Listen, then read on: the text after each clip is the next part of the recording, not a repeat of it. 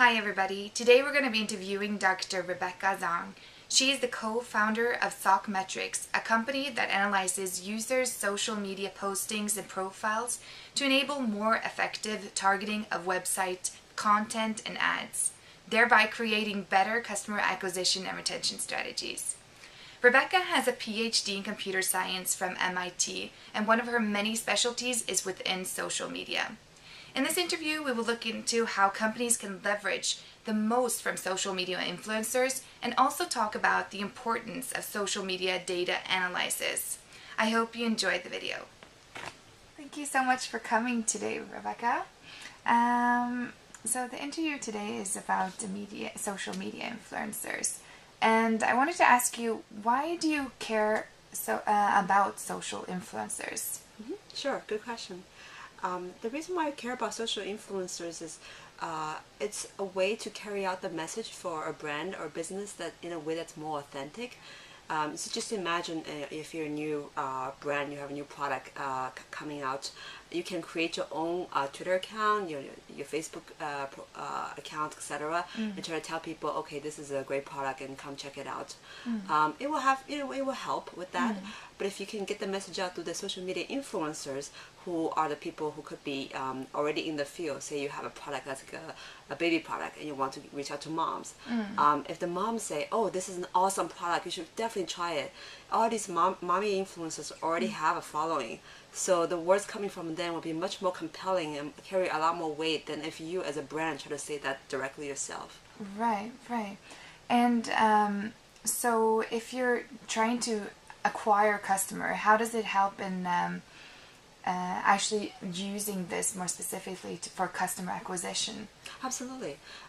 So in the case I mentioned before, the moms who already, the mommy influencers who already have a following, they have tens of folks or hundreds of thousands of folks that might be following them on their blogs, on their Twitter account, and their Facebook fan pages. They will be seeing this great message about your product coming in their stream and be very curious, because the message comes from someone that really they trust, they follow, and it's a mom like them, so they saying that it's a great baby product will probably get the folks out to try it out, to check it out, to buy it a lot more likely than if you were to say it. So it does help to get the word out. And this applies not just for moms and baby products, but all across the board for the different kinds of products you might be interested in. A lot of technology accounts, for example, when they come out with a new product, it's through a techie bloggers talking about them, and all of a sudden it gets them the first thousands of signups. That could be huge, huge validation for them. Definitely. And what can you learn about the influencers when you look at the social media data? Sure. So there's a tons of data out there now. If you look at Twitter, look at Facebook, look at the blogs, a lot of information out there about it's who's talking in that space, who's more knowledgeable. You could look at this information and then do a lot of searches and so forth to find the right people. Or you can use a tool like what we offer and other vendors too to help you easily identify these influencers, so you don't have to spend the time actually finding out who are the mommy influencers. So you can more quickly reach out to them, go after them, tell them your stories, and let them help you spread the message in a way that's reaching out to thousands of people that if you're by yourself trying to do so, it would take much more time and effort. Definitely. So when you know who these social media influencers are, what should you do with them? Yes. So the way you will reach out to them is really a number of ways. You can reach out to them through Twitter, through blogs. You might comment on some of the blog posts that they wrote that's relevant to this field that your product is in. Or you can write an email to them, because some of them also have publicly available contact information. So a lot of it is really about identifying the right people for your product. So we hear all the time, for a mommy blogger who's into healthy food, a fast food company pitching to them, and they're like, well, that's not the kind of product I'm going to be writing about, and my audience won't want to hear from me talking about. So part of it's about identifying the right people, and part of it is about writing a unique story about yourself that they feel, oh wow, because these mommy bloggers or other kind of influencers out there, they're people too.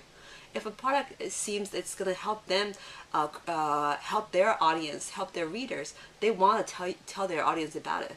Imagine it's a great baby product that maybe they tried and thought that, oh, it's really helpful for me in raising my baby, and tell them to that their audience. That's going to carry a lot more weight. So it's partly about identifying the right influencers, and partly explaining to them why it's a product that they want to care about and can feel confident sharing with their audience.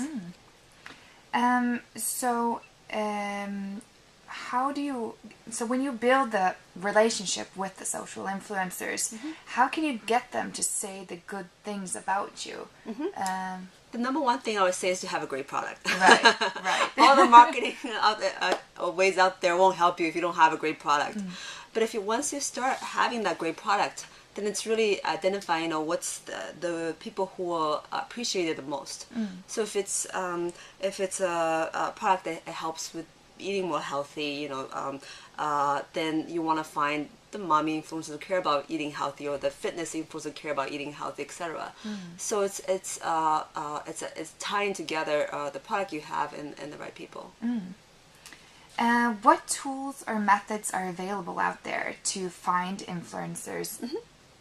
Yeah, so there are many things you could do to go about finding influencers. You could start, doing a Google search, Twitter search, and read through the blogs, and they probably refer to other blogs. So this is actually traditionally what people do. Even now, when we talk to, so our company, Zakipoint, we work with a lot of top agencies and brands. You'd be surprised, a lot of them still actually use this way of doing the work, which works. So if you want to just find a cheap way to do that, you could. But you could also use a service like ours, where we will list for any given topic, whether it be moms or fitness or cloud computing, who are the top influencers, what's their influence score, what are the other topics they're good at, and allow you to find them more quickly and with greater confidence that they're indeed the right influencers for you.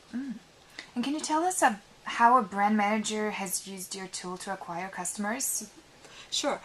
So the way they use our tool to do that is very much use the topic-based influencers to identify the right influencers, then doing the outreach. And another thing they would do is actually measure the results of the outreach. So if the goal is to reach out to a bunch of mommy influencers and look at how many and get them to talk about the baby products. So our tool can actually help them measure how many tweets they got, how many blog posts they got, how many videos, like YouTube videos or Facebook fan page mentions they got.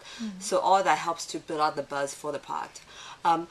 The ideal way, of course, is we can tie that all in the end to sales. That would be the holy grail, so to speak. Right. Today, doing that isn't quite so easy. It's more about tying that into the overall generated buzz, and then separately seeing the bump in the sales and the resulting profits. Yeah.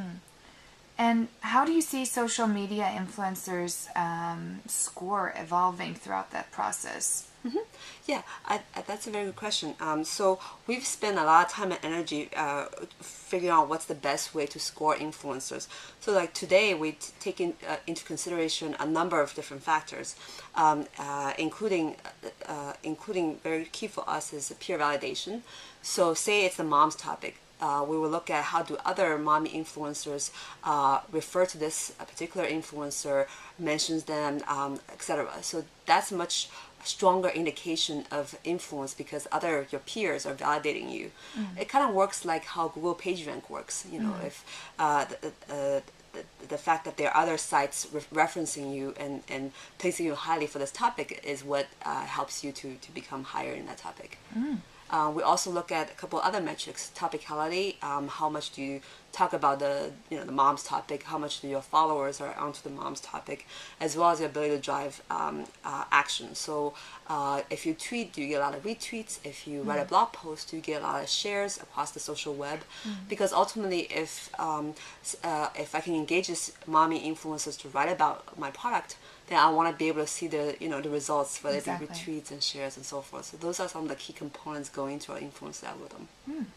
And how important is social media data analysis in comparisons to other forms of data for customer acquisition? I think today, social media being so big, it's hard to think of a product where you don't need to care about social media at all. So, so I think that it definitely it depends, on the product itself. I think if it's like a consumer-facing product, I think there's a lot of interest in social media around a lot of talks about consumer products. So that's very strong. And for more the B2B, we see more interest in the blogs in particular. What are people seeing on blogs and to some extent Twitter.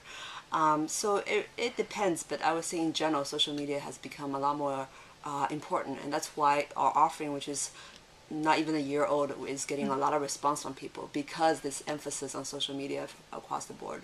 Right. Well, thank you so much for joining us today for the interview. We've definitely learned a lot more about social media influencers. Great. Thank you.